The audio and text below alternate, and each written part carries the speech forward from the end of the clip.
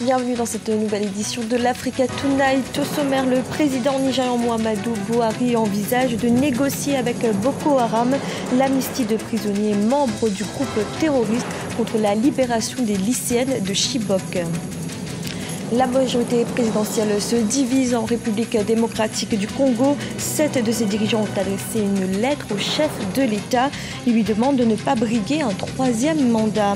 Et les Égyptiens se sont qualifiés pour les quarts de finale des 11e Jeux africains de Brazzaville. Ils ont battu les Congolais avec 6 buts d'écart.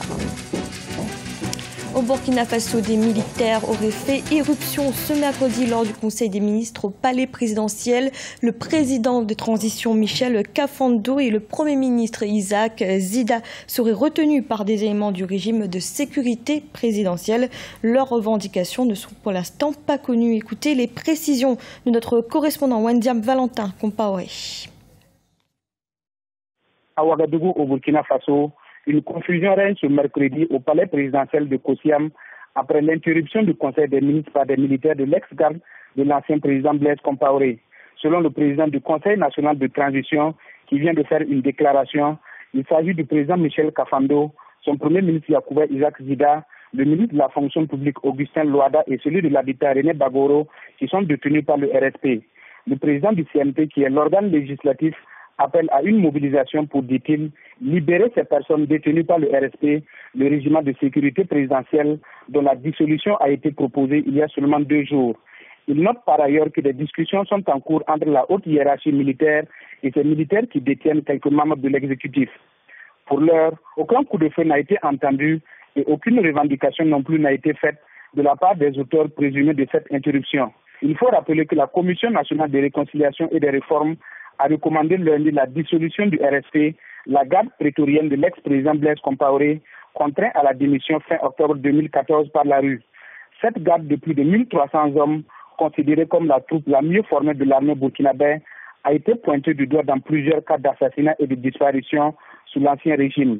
Il faut aussi rappeler que le RSP avait provoqué à 3 reprises des crises politiques en exigeant la démission du Premier ministre, le lieutenant-colonel Isaac Zida, également numéro 2 de ce régiment.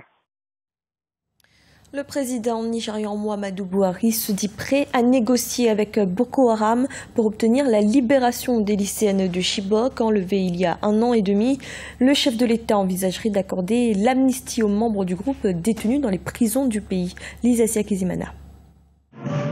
Le président Muhammadu Buhari prêt à négocier avec Boko Haram pour libérer les filles de Chibok. Il l'a déclaré ce mercredi 7 septembre 2015 alors qu'il clôturait sa visite de 3 jours à Paris, en France.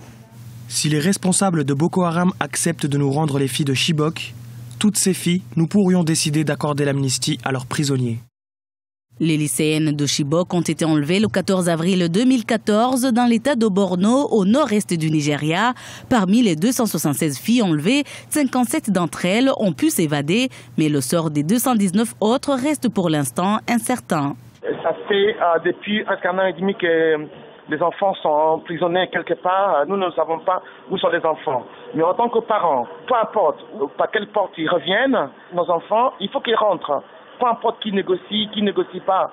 Mais ce que j'ai appris, le Boko Haram veulent, avant de libérer les enfants, que leurs responsables de fabrication de bombes artisanaux, qui fait les ravages dans les marchés, dans le parc automobile, dans les hôtels, à Abuja, dans le nord du Nigeria, soient libérés. C'est une des conditions pour que les responsables de Boko Haram soient libérés. Ils savent que libérer une telle personne qui fabrique des bombes artisanaux, qui fait des ravages dans le pays, la demande est difficile, c'est presque pas possible.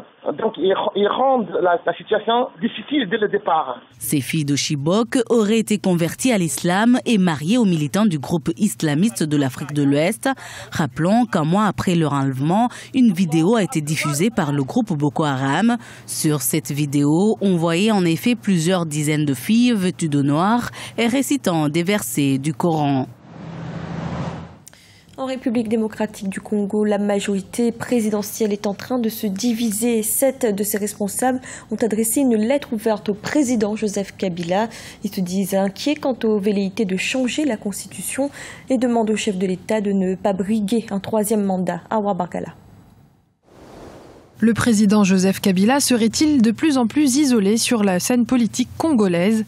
Dans une lettre adressée au chef de l'État, 7 partis de la majorité demandent au président de ne pas se présenter à un 3e mandat. En tout cas, nous dénonçons une décision qui a toute la senteur du politique et qui sort du cadre constitutionnel alors qu'elle vient de l'institution justement chargée de protéger la Constitution, de ramener tout le monde à la Constitution. C'est un problème qui touche au fonctionnement de la République, aux principes démocratiques, à l'état de droit et qui touche à l'ensemble de la nation congolaise. La lettre fait suite à la décision de la Cour constitutionnelle d'autoriser la révision du calendrier électoral. Mais dans les rangs de la majorité comme de l'opposition, la situation confuse et les échéances électorales non tenues sont dénoncées. C'est pas tellement une surprise parce que depuis longtemps, nous savons, tout le monde le savait, qu'au sein de la majorité, et il y a une grosse division concernant les élections et le problème des glissements. Donc, on sentait déjà des frustrations et beaucoup de gens ne veulent pas, justement par rapport à, je ne vais pas être méchant, par rapport aux insuffisances de Joseph Kabila. Donc, ils ont compris qu'il faut faire quelque chose, sinon on sacrifie le pays. Cette lettre arrive au lendemain d'une rupture de dialogue entre les autorités et le principal parti d'opposition, l'UDPS. Les 7 frondeurs de la majorité invitent les membres de leur coalition à abandonner la stratégie actuelle. Mardi 15 septembre, à Kinshasa, de violents heurts ont eu lieu en marge des manifestations contre un report des élections où 2000 personnes se sont rendues. Dans l'actualité également, le Forum Africa débute à Montréal au Canada. Il a lieu du 16 au 18 septembre. Cette 7e édition est placée sous le thème des investissements et opportunités d'affaires en Afrique. Entrepreneurs et décideurs du continent sont présents. Écoutez les précisions de notre envoyée spéciale à Montréal, Marie-Angèle Touré. Je me trouve actuellement juste à côté du centre Sheraton Montréal au Canada où se déroule du 16 au 18 septembre le Forum Africa organisé par Afrique Expansion, la Banque africaine de développement et également Export Québec. Il a pour objectif de favoriser les investissements en Afrique, les investissements privés, de resserrer les liens également avec l'Amérique du Nord. Et le thème choisi pour cette année est Horizon 2025, investissement et opportunités d'affaires en Afrique, c'est bien le cas. Plusieurs centaines de participants sont réunis. On a pu d'ailleurs les voir, les observer lors de la conférence d'ouverture.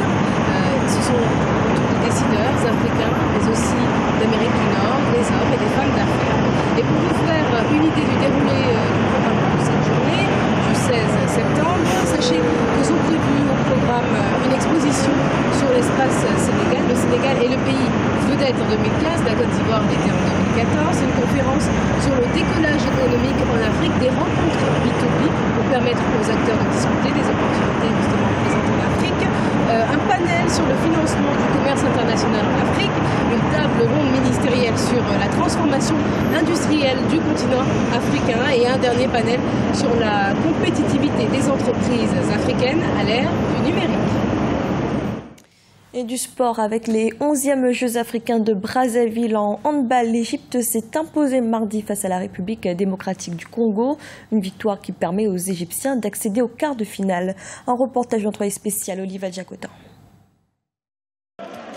Les handballeurs de l'Égypte qualifiés pour les quarts de finale du tournoi des 11e Jeux africains.